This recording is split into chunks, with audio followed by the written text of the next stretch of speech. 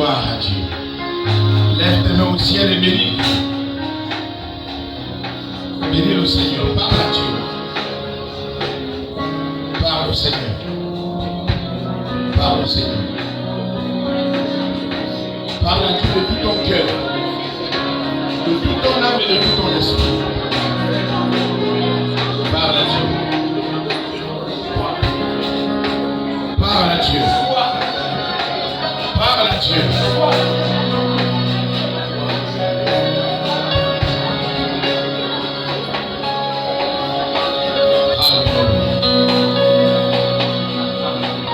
Merci Jésus.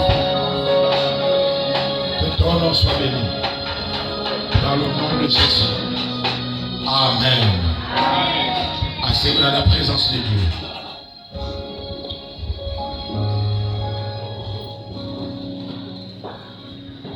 C'est une joie que d'être ici. Mais un moment aussi très émouvant. Et je ne pouvais pas partir, ne pas venir vous saluer. L'ange de cette maison et son épouse, c'est les enfants que Dieu m'a donnés. Peut-être qu'il vous parle de son père. Et pour certains, c'est bien moi. Et je viens constamment ou rarement. J'ai fait quand même plusieurs années, je ne suis pas revenu. Pour plusieurs choses à la fois, travail, saturation. Et quand je suis venu la dernière fois, l'église était encore dans la maison. Et aujourd'hui, vous êtes en train de vous installer confortablement. Et je peux regarder un peuple. Et je peux voir un peuple. Et je peux dire merci à Dieu. Merci à Dieu parce que tout ce que Dieu commence, il le commence quelquefois sans que les êtres humains n'aient la compréhension nécessaire. Mais derrière ce qu'il fait qui semble petit se trouve une grandeur. C'est pourquoi chacun d'entre vous ne devrait pas se négliger. C'est pourquoi chacun d'entre vous devait croire en lui-même. C'est pourquoi chacun d'entre vous devait penser à Dieu. C'est pourquoi chacun d'entre vous devrait penser que Dieu est dans sa vie. Et que vous n'êtes pas ici pour...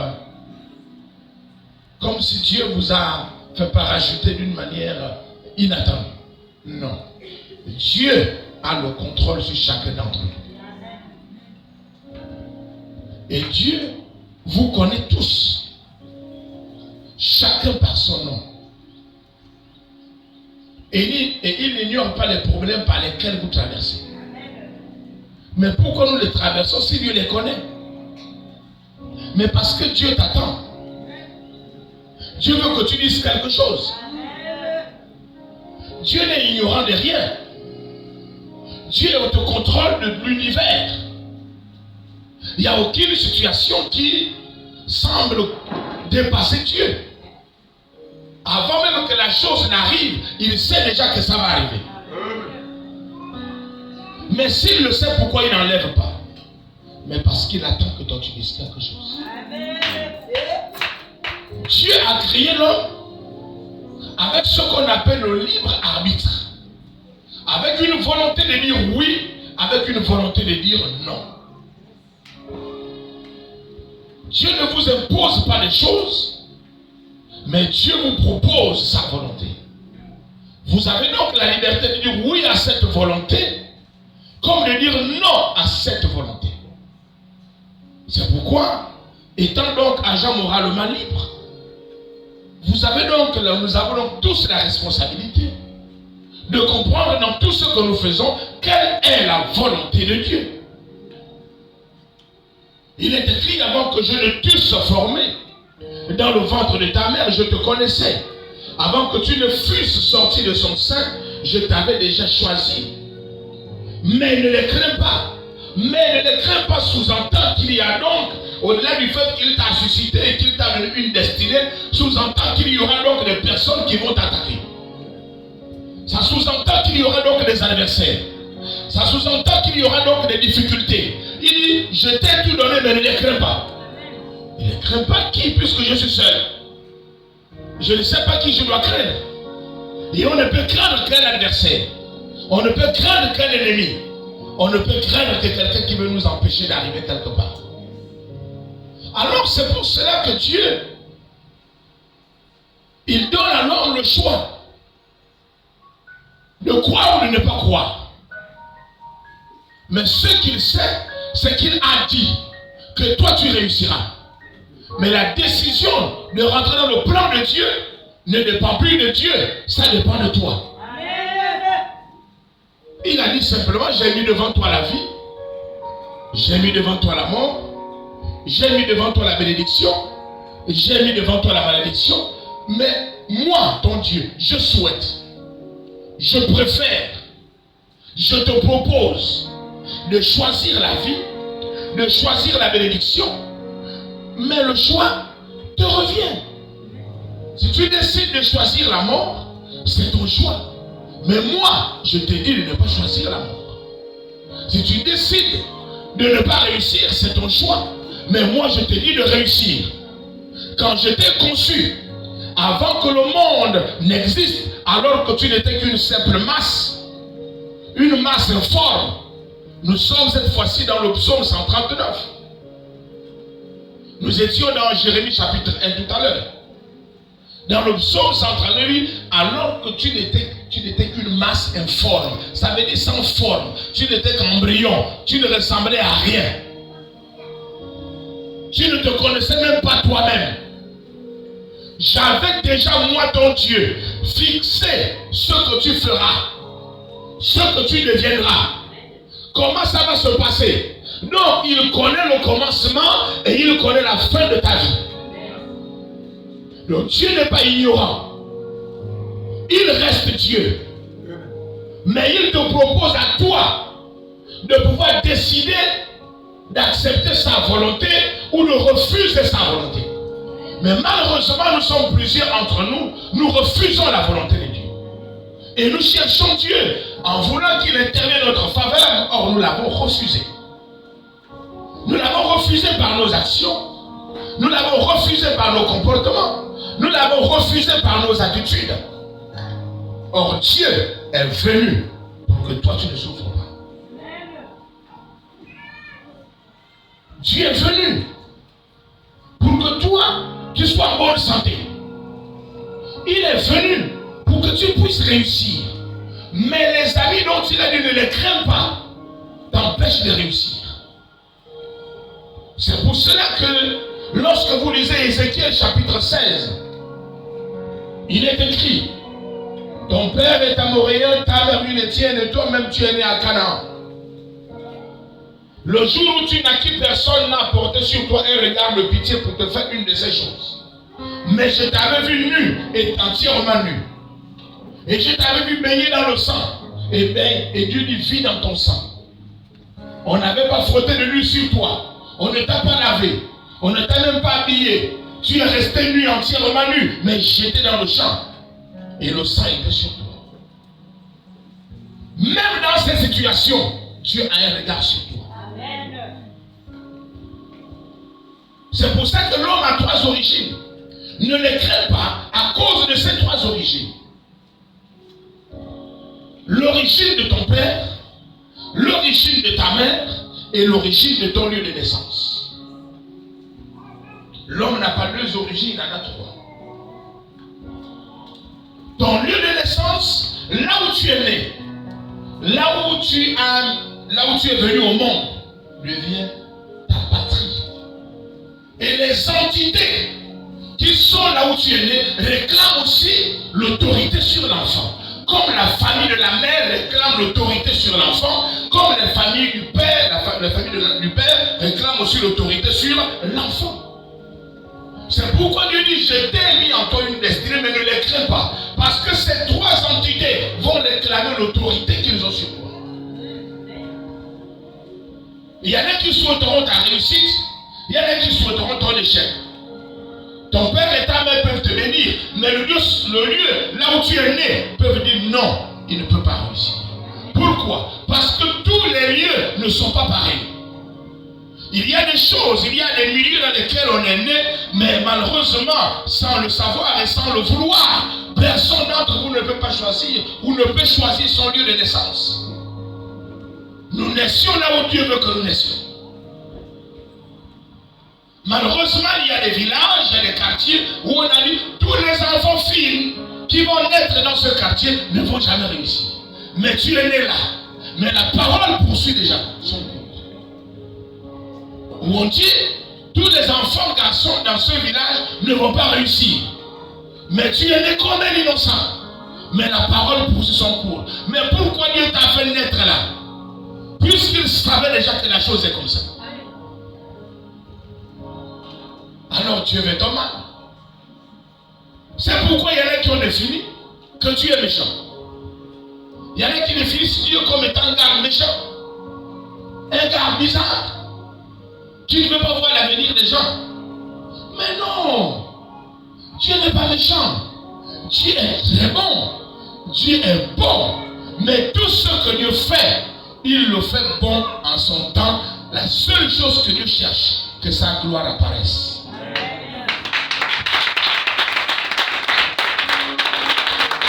Alors, ces trois milieux de naissance vont combattre ta vie, vont combattre ta destinée. Ils vont t'envoyer des maladies, ils vont tout faire. Le milieu va te tuer et tu vas errer. Or, à l'intérieur de toi, Dieu t'a dit tu réussiras. C'est pour cette raison que nous avons ce que nous appelons le temps chronos et le temps kairos. Le temps chronos, c'est le temps, dans le mot chronos, il y a chrono. Qui parle de chrono, parle de montre. C'est donc le temps qui a été donné à l'être humain de faire l'école. On dit à l'enfant, bon, à partir de 5 ans, 3 ans, tu dois commencer à aller à l'école. Et puis, il faut qu'on envisage que quand tu auras 18 ans, au moins tu as ton bac. Ça, c'est le temps des hommes. Et finalement, tu as 20 ans, tu n'es qu'en première. Ça veut dire que le temps commence à passer. Tu arrives en terminale, tu as 25 ans parce que tu as encore trimé. On dit, bon, c'est pas grave, il fera un effort. Il arrive maintenant à 30 ans, il a rien, il traîne en deuxième année de l'université. Or, Dieu avait dit que tu seras médecin. Mais à cette allure, comment pourrais-je être médecin? Alors le vin peut te prendre. La vie de débauche commence à te prendre. La vie de pauvreté commence à te prendre. Tu sors du circuit scolaire, mais tu as dit, tu seras. Comment pourrais-je être quand je ne peux plus être? Comment pourrais-je être quand je ne peux plus être? Est-ce que finalement Dieu manque de puissance? Avant que ça n'arrive, il savait déjà ce qu'il allait faire. C'est pourquoi Dieu écrit la vie des hommes avec plein de méandres. Mais pour Dieu, la ligne est droite. Mais pour vous et pour moi, la ligne est trop courbée. Alors ça devient impossible. C'est là qu'il dit, ne les crains pas. Ne crains pas qui? Tous ceux qui ont travaillé pour que ça n'arrive pas au temps du chronos. Ne les crains pas. N'aie pas peur d'eux. Car moi, ton Dieu, je suis au contrôle de ta vie. Et beaucoup d'entre vous, vous devez savoir que Dieu est au contrôle de votre existence. Il est au contrôle de vos enfants. Il est au contrôle de toutes choses. Il n'y a rien qui ne passe Dieu. Ce qu'il a dit sur toi, il le fera. Si tu le crois et si tu le veux. C'est pour ça que la foi n'est pas une substance mentale. La foi est une substance de l'esprit. Lorsque la foi devient une substance mentale, ce n'est plus la foi, c'est autre chose que la foi. Nous rentrons dans ce qu'on appelle la logique. Mais Dieu n'est pas une logique et Dieu n'a pas de logique. Dieu est illogique. Quiconque veut servir Dieu et voir le miracle, Dieu n'est pas logique, il est illogique. Ça veut dire qu'on ne peut pas l'expliquer de manière philosophique ou scientifique. Qu'est-ce qu'il est? Il est ce qu'il est. Il est ce qu'il est. Il est ce qu'il est. Vous ne pouvez pas le changer.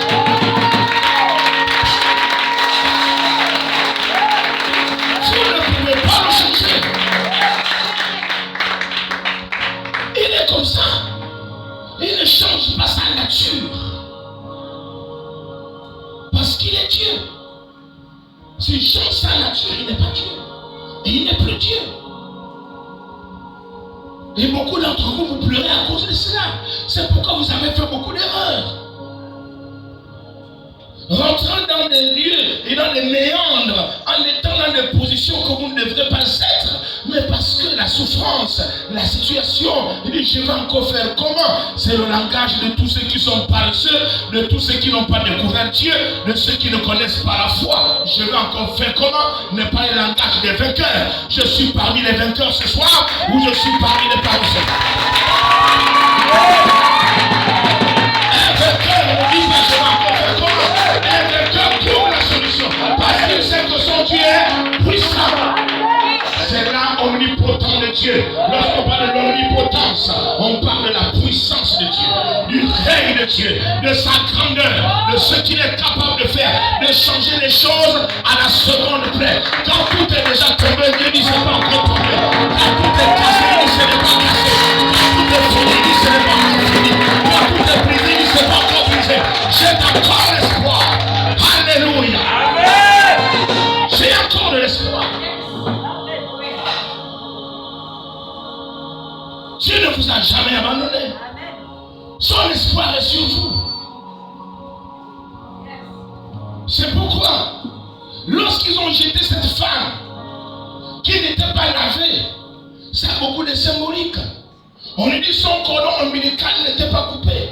Scientifiquement parlant, l'enfant dans le ventre d'une femme vit par le cordon ombilical. C'est par là qu'il tisse le lien et il mange.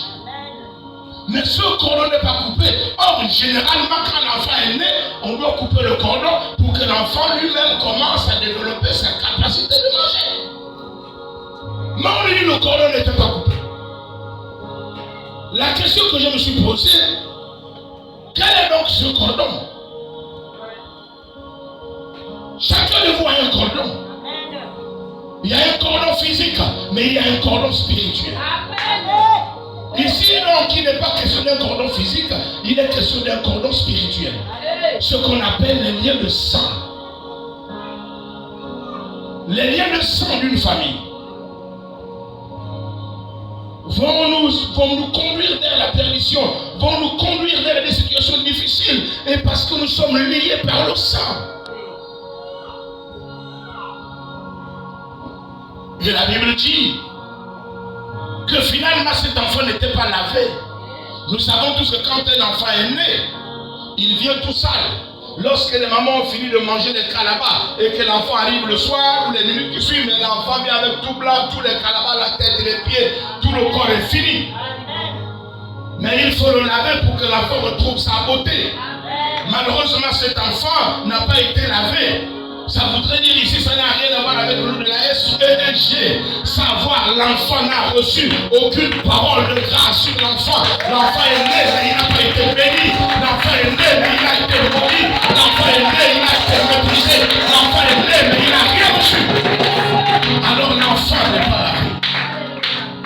Il porte sur la santé familiale. Mais il met quand même la crème. Elle fait quand même la beauté. Elle est toute belle, mais pas de mariage. Toute belle, mais pas de réussite. Elle a le parfum le plus cher, mais ça ne fait rien. L'enfant n'est pas lavé. L'enfant est sale. Et la Bible nous continue en nous disant que on a jeté l'enfant et l'enfant était dans le sang. Mais tout le monde sait que si vous prenez un bol de sang et que vous remplissez même ce petit récipient, vous gardez pendant longtemps et allez humer le sang, il sent mauvais. Donc ça veut dire que cet enfant est maudit. C'est pourquoi Dieu dit l'enfant était baigné dans le sang. L'enfant est maudit. Et Dieu ose dire vit dans la malédiction. Donc Dieu a permis que l'enfant reste maudit alors. Donc votre cause vient de Dieu. Alors la Bible continue en disant qu'on n'a pas frotté du sel. Nous savons tous que quand les mamans font la bonne cuisine, il faut mettre du sel. Si la nourriture n'a pas de sel, elle est fade. Et si elle est fade, donnez ça aux diabétiques. Même les diabétiques ont déjà leur sel.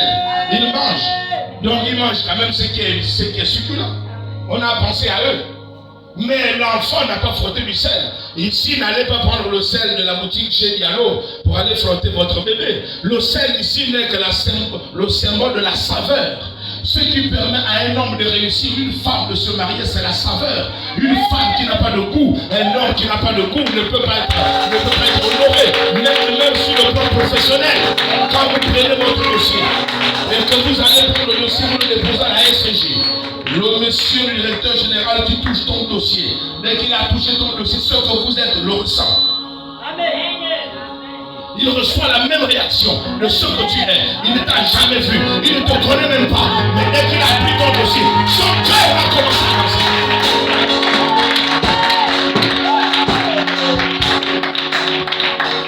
Et il te reçoit, ou il te répond en fonction de ce que son esprit a réagi quand il a touché ton dossier. Amen. Si c'est un esprit de rejet, il te dit, madame, il n'y a pas de travail. Mais le deuxième qui est venu déposer après toi a trouvé le travail. Parce que quand il a touché le dossier, il y a eu un mouvement, il y a eu un contact, il y a eu une réaction. C'est pour cela que mes amis, on dit que cet enfant n'avait pas du sel en lui. Mais on dit que l'enfant a grandi. L'enfant est devenu une grande femme. On dit que c'est se former, sa chevelure se développa. Elle a mis les boucles d'oreilles. Mais nue, entièrement nue, mais maudit. Faisant des enfants sans mari, vivant comme ça, cherchant à couvrir, mais la conscience, or elle avait dit que mon premier homme, avec l'enfant je l'épouserai. Mais malheureusement, c'était ses désirs à elle. Elle a déjà 5, ça fait 5 maris. Vous la traitez de prostituée, elle n'est pas prostituée. Ce n'est pas sa faute. Parce que ce qu'elle avait décidé, ce n'est pas ce qu'elle sent. Elle est obligée de vivre une affaire qu'elle ne comprend ni les tenants, ni les aboutissants. Il est donc question d'un problème sérieux. Il est question d'un problème sérieux. Alors elle commence à courir. Court partout. Ce n'est pas ce qu'elle veut. Elle regrette de l'avoir fait. Elle est profondément en douleur. Et lorsque elle part, ce n'est même pas qu'elle a envie d'aller avec ce monsieur. Après l'acte posé, elle dit, mais qu'est-ce que j'ai encore fait? Ça veut donc dire qu'elle n'est pas poussée par elle-même. Elle est poussée par quelque chose qui l'amène. Parce que le corps et l'être humain en tant que chair est comme une brouette. Si vous déposez votre panier d'offrande, 50 ans le panier d'offrande ne pourra pas bouger d'ici. Si le panier bouge, c'est que quelqu'un l'a déplacé. Alors tout ce qui arrive à l'homme physique en tant que chair, il ne le contrôle pas. C'est quelqu'un d'autre qui le conduit. Et celui qui le conduit, c'est Dieu. Ou encore c'est le diable. Ou les démons. C'est pour cela qu'il dit ne les crains pas. Lorsque les démons viendront, lorsque les sorciers s'abattront sur toi. Mais si tu viens vers moi, je serai ton refuge. Alors je te sortirai de là. Afin que ma gloire éclate. Afin que ma gloire éclate. Que ma gloire éclate. Vous êtes la gloire de Dieu. Dieu vous a créé pour que sa gloire se manifeste en vous. Et que l'on dise, Dieu est grand, Dieu est grand, Dieu est grand. Vous êtes la gloire de Dieu. C'est pourquoi il dit, en le continuant ce texte, lorsqu'il a pris conscience, elle s'est posé la question, pourquoi ma situation est comme ça? Dieu commence avec un homme, lorsque l'homme commence à prendre conscience. Malheureusement, le but de Satan, c'est de t'empêcher de prendre conscience. Je fais de ma vie ce que je veux. Je peux boire mon verre comme je veux. Je peux faire. Tu n'es pas conscient. Les autres semblent conscients, mais toi tu es inconscient. Pas parce que tu penses que tu es fort, mais cette inconscience, tu es sous contrôle démoniaque, sous contrôle d'une une malédiction sous contrôle d'une parole qui avait été prononcée, mais toi tu ne la connais pas, mais tu penses que c'est toi qui prends les décisions. Tu ne prends aucune décision en tant que corps humain. Celui qui prend, c'est un esprit qui prend des décisions sur toi, soit l'esprit de Dieu ou l'esprit du diable. Qui prend donc des décisions sur vous? Qui prend des décisions sur vous? Voyez-vous? C'est pourquoi personne n'accusera Dieu. Dieu vous a donné tous la possibilité. Et il va donner encore ce matin. Chaque jour que Dieu permet que vous vivez, il le fait pas parce que vous êtes fort, mais parce qu'il veut que vous preniez conscience et que vous changez de vie, afin que vous rentrez dans votre destinée. Amen. Voyez-vous, il y a une différence entre le destin et la destinée. Le destin, c'est ce que je prépare pour mes enfants. Je veux que mes enfants, l'autre soit médecin, je veux que l'autre soit évangéliste. Ça, ce sont les destins. Le destin pour l'autre, c'est que ma fille reste au village, qu'elle ne se marie pas, elle doit garder le village. C'est le destin. Mais la destinée, c'est Dieu. Amen. La destinée, c'est Dieu. Donc, ce que Satan combat chez vous, ce n'est pas le destin. Ce que Satan combat chez vous, que les sorciers combattent chez vous, c'est la destinée. Il n'y a pas d'homme sur la terre sans destinée. Aucun homme n'est sans destinée. Autant que vous êtes assis ici, vous avez tous une destinée.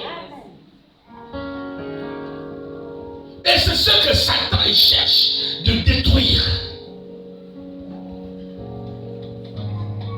Mais vous ne comprenez rien, vous ne voyez rien, vous n'entendez rien, mais vous vivez pour vivre.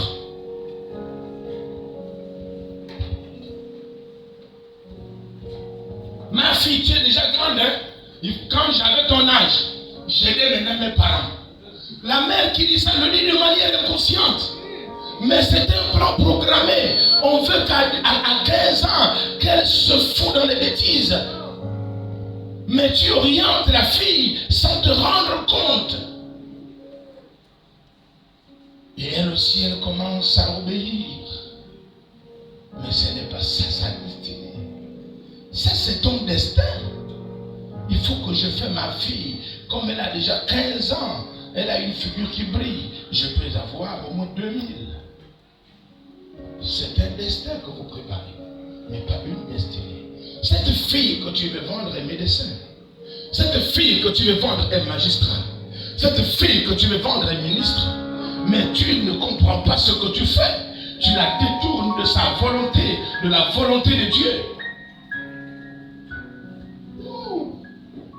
Alléluia. Amen. Ce matin, en quelques minutes, votre destinée va changer. Amen. Je vous ai promis 30 minutes de temps.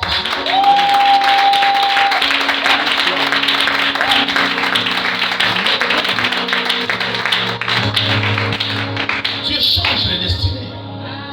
Dieu ramène les destinées, il enlève les destins. Le destin familial, le destin ancestral n'a pas de sens. Ce n'est pas le destin.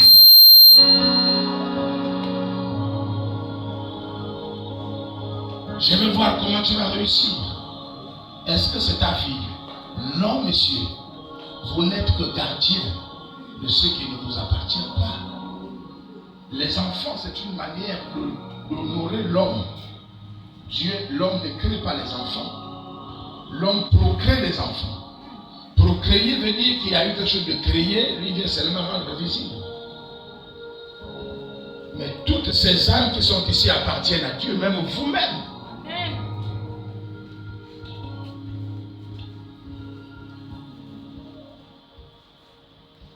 Alors Dieu a le regard sur chacun de vous.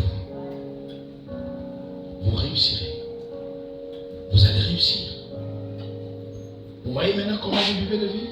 Je bois mon vin, je m'en vais à l'église, ça ne me gêne pas. Tu ne sais pas ce que tu fais. Tu n'as pas conscience. c'est quelqu'un qui te dirige. Mais tu ne le connais pas. Mais tu penses que c'est toi-même. Toi-même, tu n'as aucun contrôle de te diriger toi-même. Parce que tu n'es qu'une boule de chair.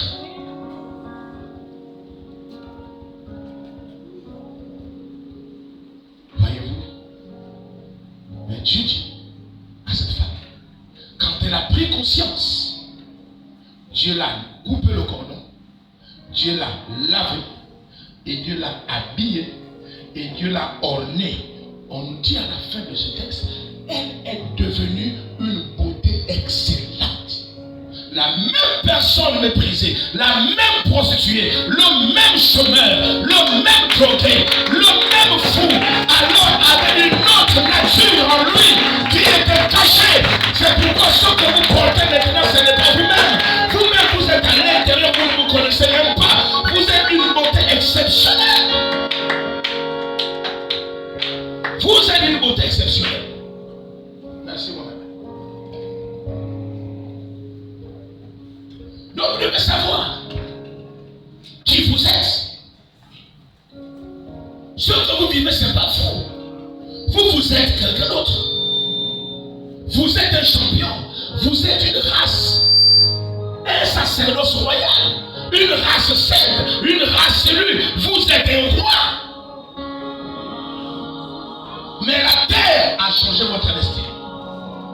C'est pourquoi le livre de Jérémie, alors que Dieu avait dit à David, nous allons chuter quelques minutes avant de prier pour vous. Il dit à David, tu ne manqueras pas de successeur sur le trône de Juda. Parce qu'en Israël, il y a deux tribus. Vous avez la tribu d'Israël et vous avez la tribu de Juda. Mais la royauté a été donnée à la tribu de Juda. Et Dieu a parlé. Et depuis David, jusqu'à un certain niveau, Juda gouvernait le territoire. Alors arrive un moment du roi Jéconia qui était la tribu de Juda. Alors lui, voici ce qui va se passer pendant son règne. On dit terre, terre, terre 3 fois. Que l'on enregistre à son sujet que Jéconia vit comme s'il n'a pas fait d'enfant. En bon français veut dire, il a des enfants, mais les enfants seront des vauriens.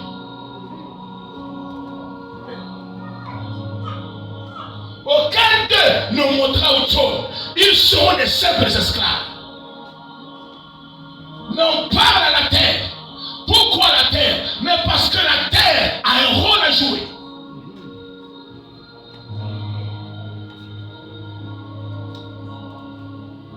La terre sur laquelle nous sommes a un grand rôle à jouer. Il dit terre, terre, terre, enregistré. Il faut écrire que Jéconia là, qu'il vive comme s'il n'a pas fait d'enfant. Comme ne veut pas dire qu'il n'a pas d'enfant, il avait des enfants. Mais comme il n'a pas fait d'enfant, ça veut dire qu'aucun d'eux ne réussit. Aucun d'eux ne prend soin de lui. Et depuis ce jour-là, la tribu de Juda a perdu le trône. Dès que Jéconia est mort, plus personne de Juda n'est monté sur le trône. Or, Dieu a parlé. Il est avec moi la terre. La terre. La terre est un mystère. Quand je reviendrai, nous en parlerons en profondeur.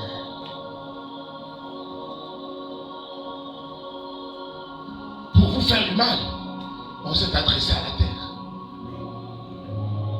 C'est sur la terre que vous marchez. C'est sur la terre que vous construisez. C'est sur la terre que vous faites tout.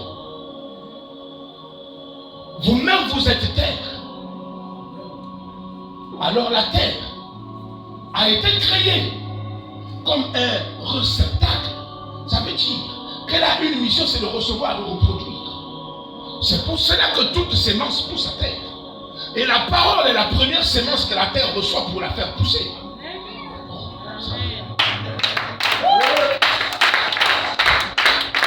Toute parole est une sémence.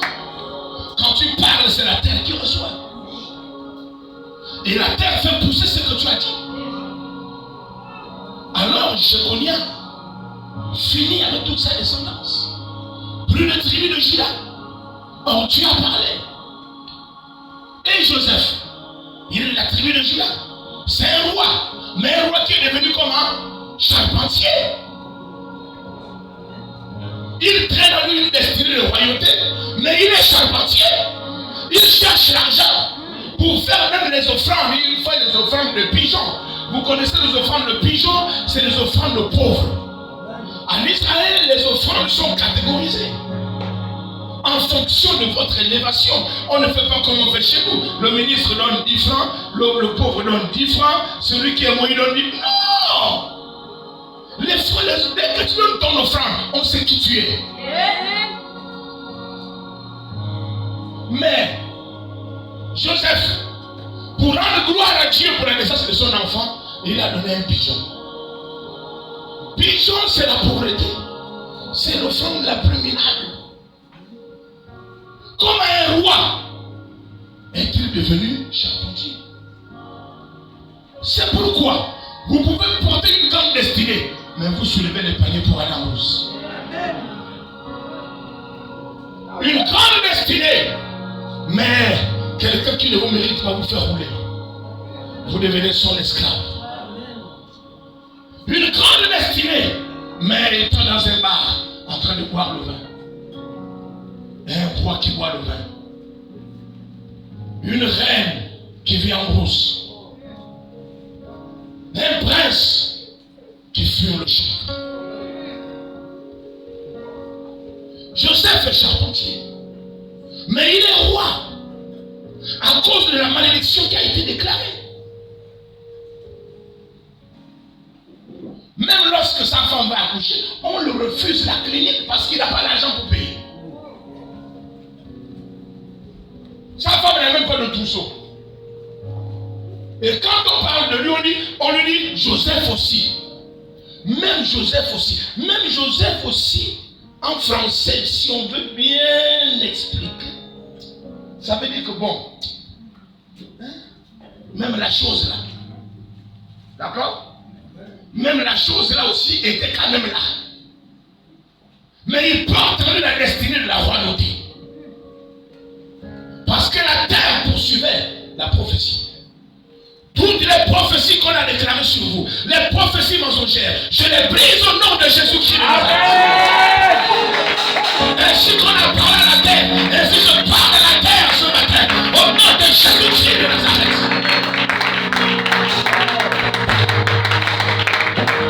Il y a ce qu'on appelle des voix autorisées. Lorsque vous avez une voix autorisée, quelle que soit la personne qui vous a maudit, la voix autorisée d'échanger l'histoire.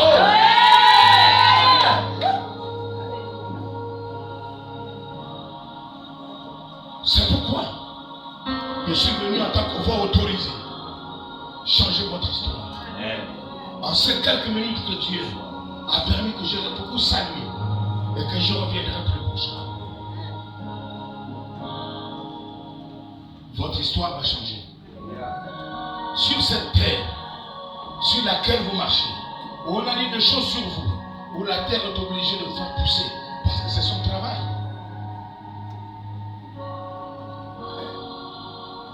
C'est le travail de la terre. C'est de recevoir et de faire pousser. Faites attention.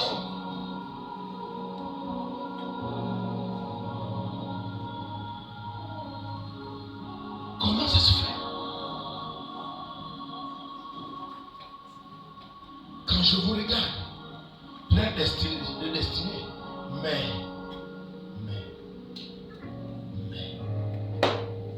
pourquoi vous vivez en dessous? Aujourd'hui, on finit avec. Il a à ma montre 12h18 par. On a 15 minutes pour finir.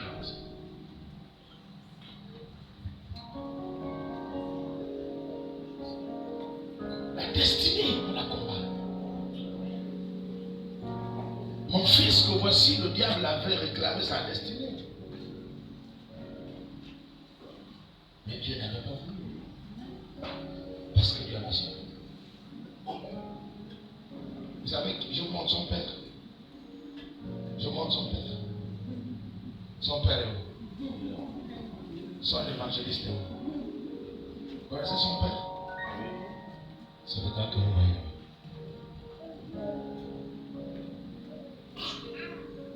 C'est pourquoi il ne jouait pas avec les enfants.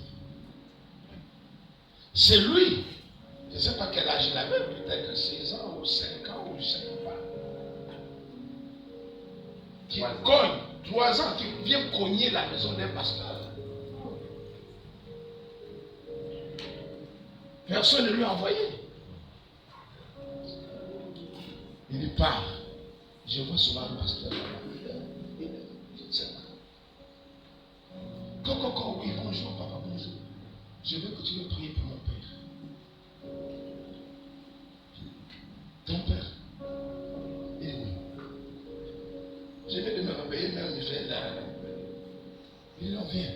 Je dis, patron, allons-y.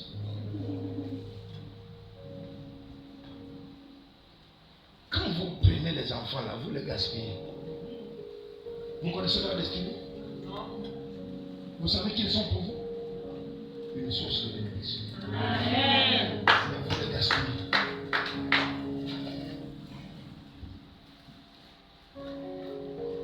Mais vous les gaspillez. Vous les torturez. Vous voulez les maudire. Selon votre jalousie. Comme la mère m'a refusé, je vais voir comment ils vont réussir. Et ça a toujours été comme ça. Amen. Comme sa mère a pensé que c'est une femme, je veux voir. C'est moi qui ai fait les enfants, je veux voir comment ça va marcher. Amen. Comme votre femme, comme votre mère m'a refusé, je veux voir. Comme votre père m'a refusé, je veux voir. C'est moi qui vous ai porté, je vous ai donné mon sein. Tu es quoi? Tu n'es rien. Un objet que Dieu peut effacer maintenant. Amen. Toutes ces malédictions sont brisées ce matin. Amen.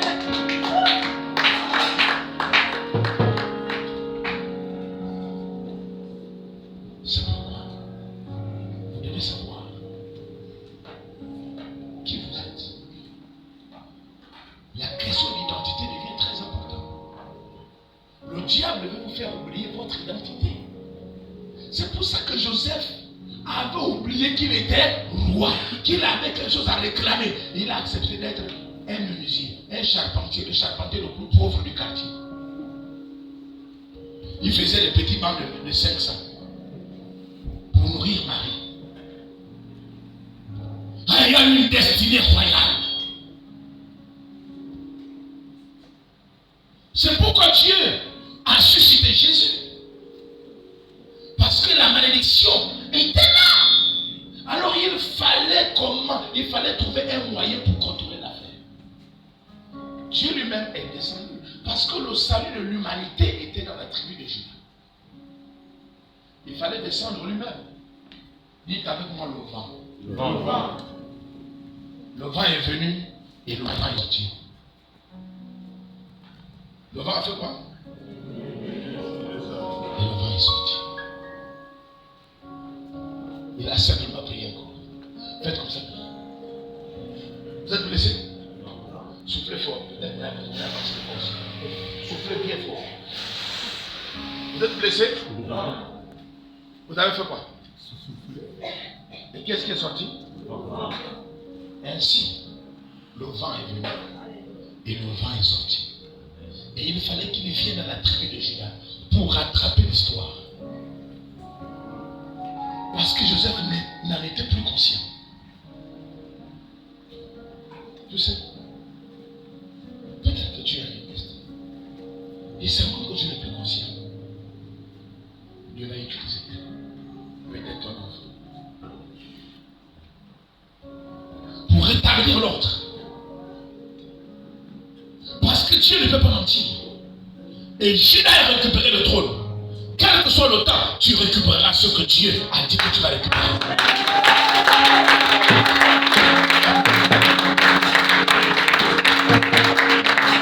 Hérode connaissait l'histoire. C'est pourquoi il dit à Jésus, de toutes les façons tu es venu. Où c'est tu n'es pas d'ici. Même si tu te caches, on sait que tu n'es pas d'ici. Et la guerre sur laquelle nous sommes ici, c'est une guerre des hommes. Toi, tu ne peux pas venir et décider de combattre pour les hommes. Or, la parole, ta propre parole dit que la terre est la terre des hommes. Mais toi, tu es venu. Laisse-nous nous battre. Nous allons terroriser les Juifs. Les Romains avaient décidé de les exterminer. Il dit, tu ne peux pas. Et Jésus regarde et dit à Hérode, tu es un bébé. Je ne suis pas seulement venu, mais je suis né. Alléluia. Donc j'ai l'égalité, j'ai la légitimité, parce que j'ai mon acte de naissance. Mon acte de naissance est écrit que je suis né à Bethléem. Donc je suis un homme, alors je suis venu récupérer ce que tu as pris. Je l'ai restitué à chacun selon ce qui lui revient, selon ce que Dieu lui a donné. Tu es un menteur. Il dit d'accord, je t'attends. Comme tu m'as vaincu, je t'attends. Au prochain niveau. Alors Satan l'a amené au prochain niveau. C'était au niveau de la mort. Là, il a dit c'est fini. Parce que Satan connaît les Écritures. Il dit c'est écrit, celui qui est pécheur m'appartient. Satan ne négocie pas avec ça. Alors il dit à Jésus, puisque tu es mort, tu m'appartiens. Dieu dit non. Il dit pourquoi il ne m'appartient pas? C'est toi qui as écrit que tous les pécheurs, c'est pour moi. Mais lui, il a péché. Il a tous les péchés de l'humanité. Comment donc tu veux dire qu'il ne m'appartient pas? Il dit Satan, tu sais, c'est moi qui t'ai créé. Tu ne comprends rien. Et tu ne comprendras jamais rien. C'est pourquoi tu es devenu bête.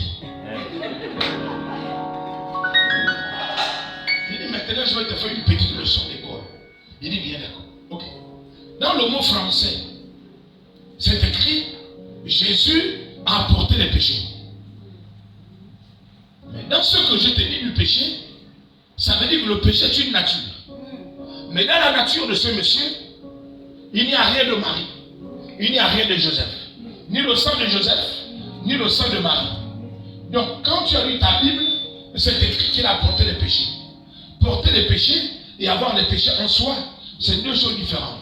C'est pourquoi, quand tu l'as amené au cimetière, tu l'as laissé là-bas. Tout est resté là-bas. Maintenant, lui là, il n'a pas de péché en lui. Il dit, faites-moi le test. Vérifiez son sang. Vérifiez son sang pour t'assurer si le gars là n'a pas un sang calme. Il ne peut pas prendre le ventre de Marie et ne pas porter la nature pécheresse. Puisque quand j'ai voulu le sauver, il a dit qu'il est né. Donc ça veut dire qu'il a la nature pécheresse en lui.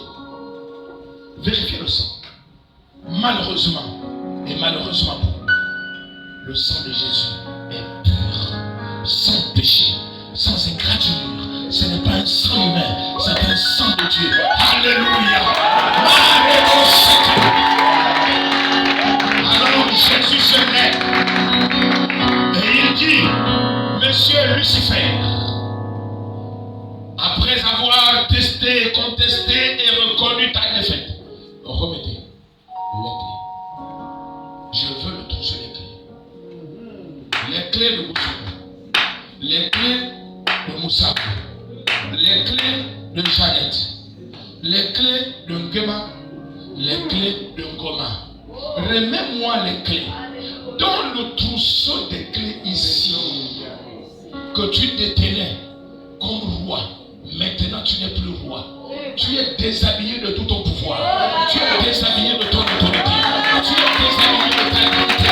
Ce que tu prenais avant, tu ne l'as pas.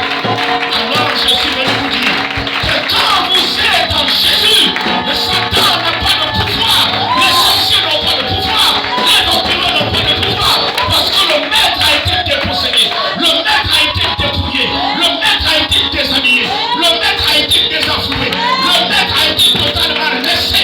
Alléluia!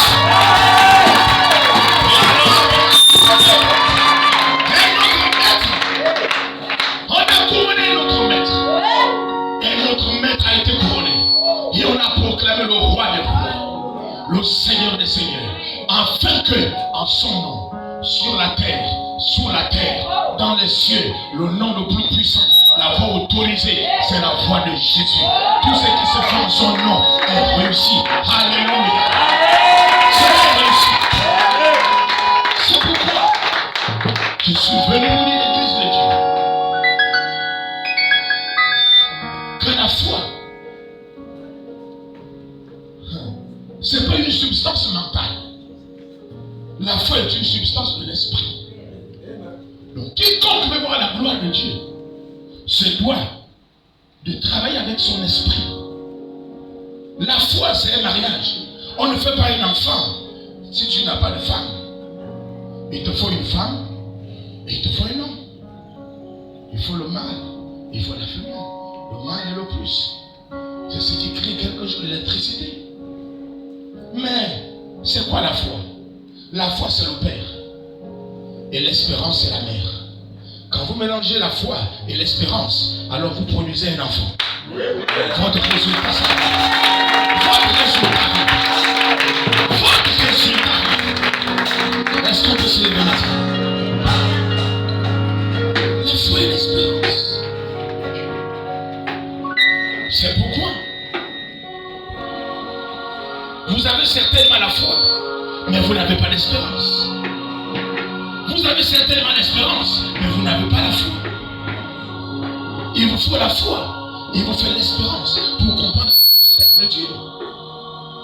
Dieu est un mystère. Dieu n'est pas une logique. Et vous ne pouvez pas suivre Dieu avec votre logique. Alors sur la terre, alors que Dieu est ici, que Dieu est ici, en cette journée de la Pentecôte, pendant que nous avons tous levé les vers au ciel, et que nous sommes concentrés, nous laissons le piano nous jouer quelque chose. Je ne sais pas si vous connaissez ce chant, pendant que vous le jouez avec le piano, mon fils personnel. Oh, alléluia. Ce chant dit, c'est un chant de l'adoration qui dit, les choses ne doivent pas se terminer comme ça. Ce n'est pas comme ça que ça va finir. Ça ne finira pas comme ça. Qui a dit que ça va finir comme ça? Ah, la Bible. Tu es sûr que Dieu t'a dit que ça finira comme ça? Ça ne peut pas finir comme ça. Ça ne finira pas comme ça. Dieu a une histoire. Saint-Esprit. Saint-Esprit. L'histoire ne finira pas comme ça. Il y a encore une histoire. Il y a encore de l'espoir. Comme quelqu'un qui a posé la question à un enseignant qui a posé la question aux élèves d'université. Et il leur a dit, en soulevant un papier blanc, et il a mis un point. Il a dit, qu'est-ce que vous voyez? Ils ont dit, le point noir. Il pose la question, qu'est-ce que vous voyez? Il dit, nous voyons le point noir. Qu'est-ce que vous voyez, mes enfants? Papa, nous voyons le point noir. C'est tout ce que vous avez vu. Vous avez tous zéro. Il dit, comment devrez-nous répondre? Il dit, vous devrez répondre ceci. Nous voyons une feuille blanche sur un point noir. Le point noir, c'est ce que vous observez, votre côté négatif, que vous avez élevé au-dessus des valeurs que vous avez. Même si vous pensez que c'est fini, il y a encore une partie blanche sur ta vie qu'on peut exploiter. Donc vous n'êtes pas fini. Il y a encore une partie que Dieu va exploiter pour changer ce qui est noir. Dans le nom de Jésus-Christ de Nazareth, Esprit de Dieu vivant, souffle violent, touche maintenant.